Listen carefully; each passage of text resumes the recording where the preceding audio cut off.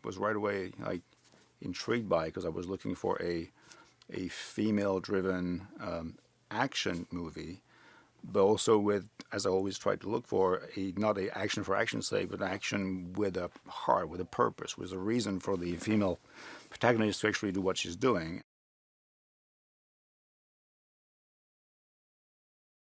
Trying to figure out how a regular, non-specifically skilled human reacts when he's like hit in the face by a dramatic and brutal situation is compelling to me. So I think that's what I was looking for in this movie. Like, how does Mrs. Smith, the regular mom, how does she cope with that? What if you're brutally hit in the face by the most dramatic thing that can happen in your life? How do you deal with it?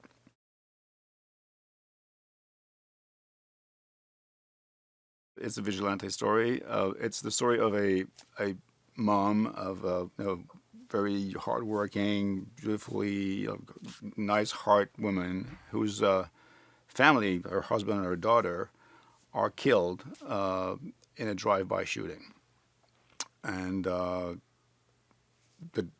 terrible, like, she's like hit in the face by this terrible and dramatic like circumstances, and she's trying to cope with it, hoping that at least justice will be made, and actually justice is not made because of corruption, because of cops and judges being bribed and lawyers being like crooked, and she just blows a fuse. She's like, okay, I'm going to disappear. And she actually disappears and like out of the grid for 5 years and comes back. And we figure out that she took those 5 years to train and to learn how to do justice herself.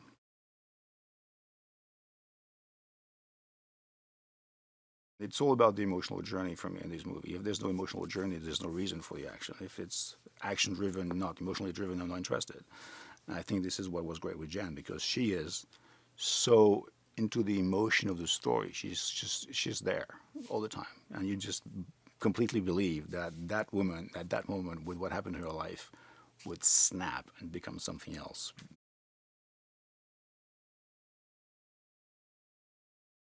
It's not about being a superhero. I don't like superheroes. I like people with a heart, and I like people with flaws. I think that's what is interesting in her. She is beyond all the action, which she did great, by the way. She trained hard, and we had a lot of fights. She did everything herself, which is what I always expect because it shows.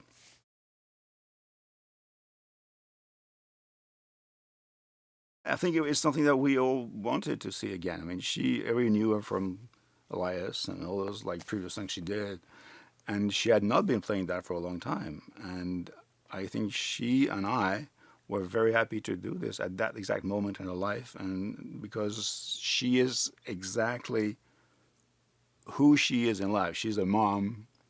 It's her life. And then be able to switch back to action was exactly the right moment, I think.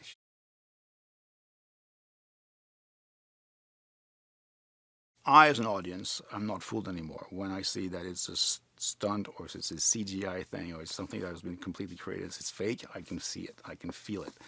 And in these type of movies, when you really want to be with the character all the time, the fact that everything is performed by the actor is key. So I was very happy that Jen was ready to embrace that and to train. And she's very physical. She's very fit. Even before we started training her, she was very fit, and she was dead on, ready to go for it. And that was very important in the process.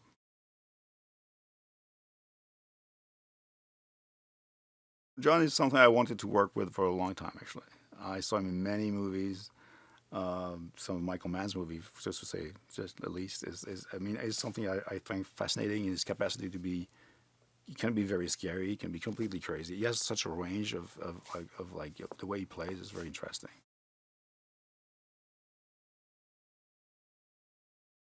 At first, Detective Carmichael, it seems to be everything you want from a guy. Is like is compassionate, is touched by all those terrible things that he sees, and you get to trust him. And maybe we shouldn't.